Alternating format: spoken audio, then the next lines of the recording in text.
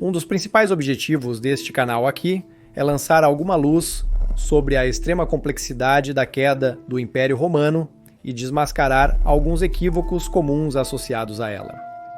E um equívoco comum que eu frequentemente ouço ou leio é que Roma deixou de ser a capital do Império Romano do Ocidente e que primeiro Mediolanum e depois Ravenna se tornariam as capitais do Império Romano do Ocidente, a partir do final do terceiro século em diante.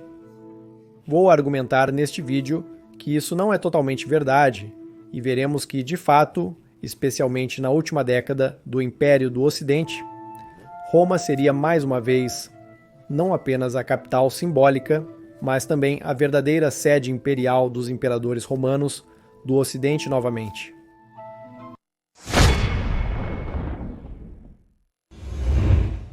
Como tantas vezes, nossa história começa com a crise do terceiro século. Esta crise, na qual o Império quase caiu, viu as incursões de invasores bárbaros, grandes guerras civis e enormes problemas econômicos. Nos Balcãs e no norte da Itália, tribos germânicas conseguiram saquear e destruir muitas cidades. Parou através dos esforços valentes de imperadores, como Galienos, Cláudios Góticos e Aureliano, mas pela primeira vez em 650 anos, a cidade de Roma em si sentiu um perigo real.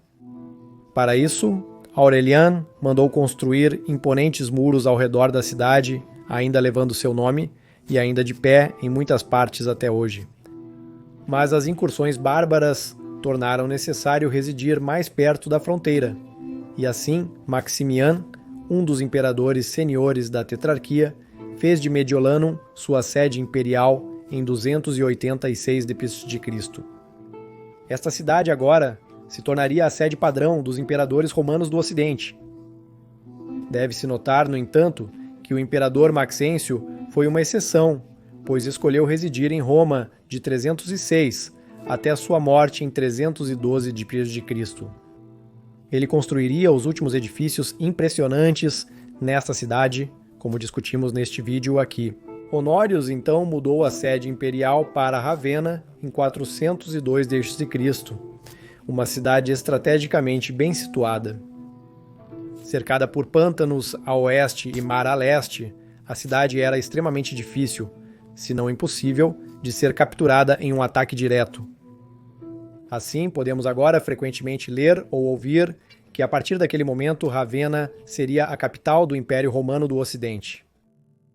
Mas aqui deve ser notado que uma distinção deve ser feita entre sede imperial e capital, pois elas não são necessariamente a mesma coisa. É verdade que a corte imperial e a casa da moeda imperial teriam sua sede onde o imperador escolhesse residir.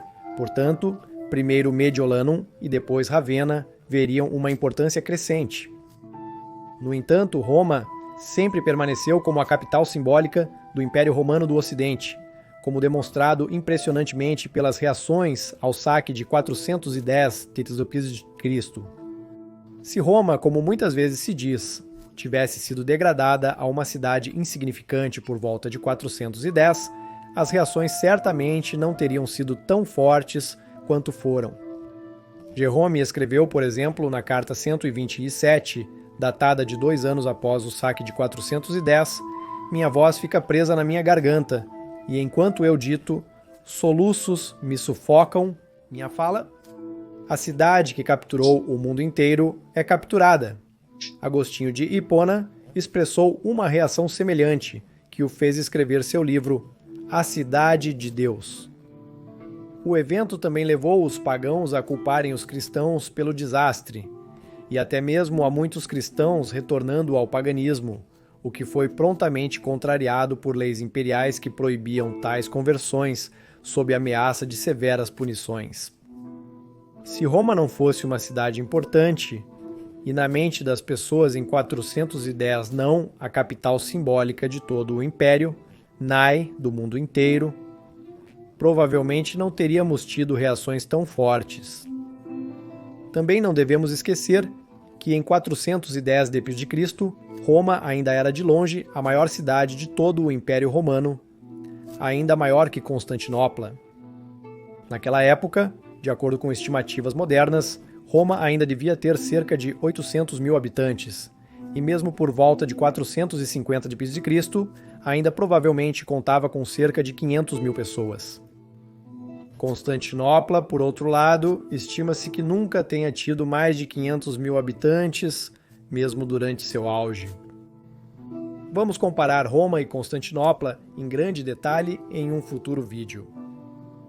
Apenas no final do século V, a população de Roma começou a diminuir mais severamente após os anos de 455 e 472. E mesmo assim, Roma ainda era a maior cidade do Império Ocidental, tanto em número de habitantes quanto em área urbana. Em 410, Roma era incontestavelmente a maior cidade do Império, incluindo Constantinopla, e de longe a maior do Império Ocidental, muito maior que Mediolanum ou Ravenna, que devem ter medido, mesmo durante seus picos, apenas um modesto 100 mil habitantes. E por favor, curta este vídeo e se inscreva, e também ative o sino para que você não perca nenhum vídeo futuro sobre a fascinante era do final do Império Romano. E se você quiser sugerir tópicos de vídeo próprios, participar de enquetes, conversar com outros entusiastas do Império Romano ou participar de transmissões ao vivo exclusivas comigo ou com nossa equipe, você pode obter esses benefícios apoiando nosso trabalho no Patreon ou se tornando um membro do YouTube. Graças ao seu apoio, poderemos explorar muitos tópicos diferentes do final do Império Romano e fazer muitos vídeos nos próximos anos. Obrigado a todos, meus amigos! Agora, poderia ser argumentado que, embora Roma nunca tenha deixado de ser a capital simbólica do Império e ainda fosse a maior cidade em 410, que durante as últimas décadas do Império certamente cairia em total obscuridade, como é frequentemente propagado erroneamente no YouTube ou mesmo em vários livros de história. Mas o imperador Valentiniano III, para nossa surpresa, na verdade gostava bastante de Roma. Cada vez mais ele visitava Roma, se aventurando longe de Ravenna, visitando a antiga capital. Ele deve ter ficado bastante impressionado com a cidade, pois não apenas escolheu residir cada vez mais frequentemente no antigo palácio dos Césares a partir de 440 d.C., mas o que muitas vezes é negligenciado é o fato de que ele mudou a sede imperial, junto com toda a sua família, de volta para Roma em 450 d.C. Este imperador, embora geralmente fraco e incapaz, que cometeu o terrível erro de matar seu capaz Magister Militum Aetius, iniciou uma tendência que faria de Roma não apenas a capital simbólica do Império Romano do Ocidente, mas de fato, mais uma vez, a verdadeira capital. Porque não apenas Valentiniano III trouxe toda a sua família imperial para Roma, mas também a casa da moeda imperial. As moedas seriam novamente cunhadas na antiga capital. Valentiniano III foi morto por apoiadores de Aetius em 455, enquanto montava seu cavalo no Campus Martius, em Roma. Os imperadores que o seguiram continuaram a tendência que ele começou. O usurpador Petronius Maximus residia em Roma, pelo menos até a chegada dos vândalos, quando tentou fugir da cidade, mas foi visto pelo povo de Roma e morto por eles. Após o saque dos vândalos de 455, o imperador Avitus também residiria principalmente em Roma. Majorian escolheria residir em Ravenna, provavelmente porque estar mais ao norte se mostraria mais eficiente para seus esforços de reconquista. O imperador fantoche de Ricimer, Libius Severus, também residiria em Ravenna, mas então Anthemius residiria totalmente em Roma novamente de 467 a 472. Ele tomaria residência no Palácio Imperial no Monte Palatino, como os antigos imperadores. Falamos sobre o fim deste último grande imperador romano ocidental e como ele foi morto pelos bárbaros de Ricimer neste vídeo aqui.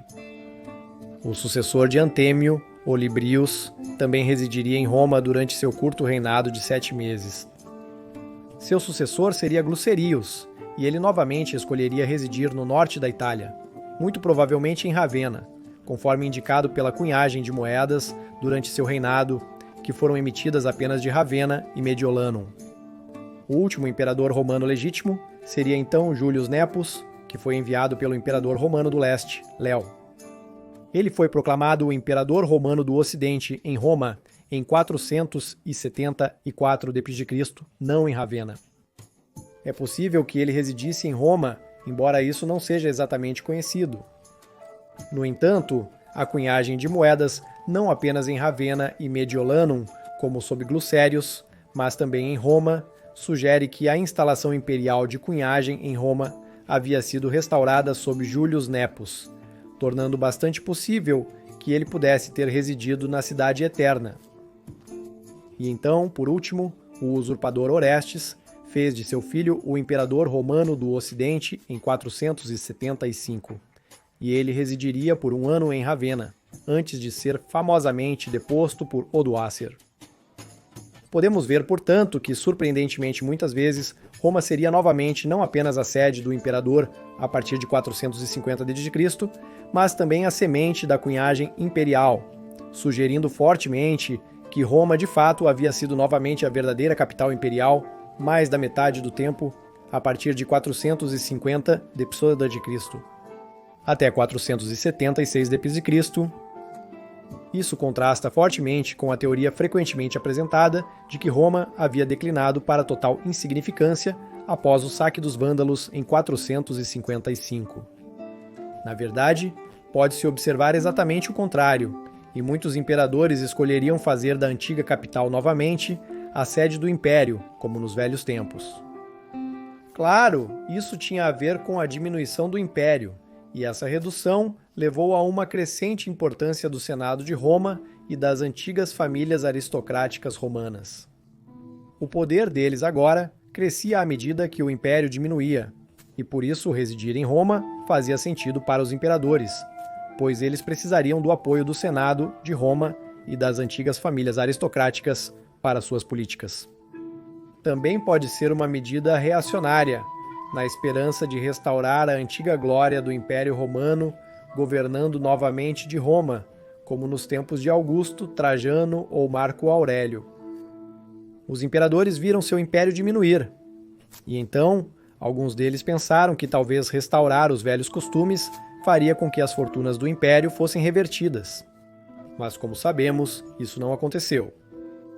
Mesmo tornando Roma a capital do Império Romano do Ocidente, novamente não adiantou. O império já estava muito deteriorado em 450, quando Valentiniano III retornou a Roma e residia no antigo palácio no Monte Palatino. Se você quiser saber como Roma deve ter sido algumas décadas após a queda, assista ao vídeo no canto superior direito. Mas se você quiser saber quando começou a queda do Império Romano, assista ao outro vídeo no canto inferior direito. Agradeço novamente a todos os amigos da história romana e a todos que, como eu, são absolutamente fascinados pelo Império Romano tardio, graças a Missi Imperii Romani e Beni Vale.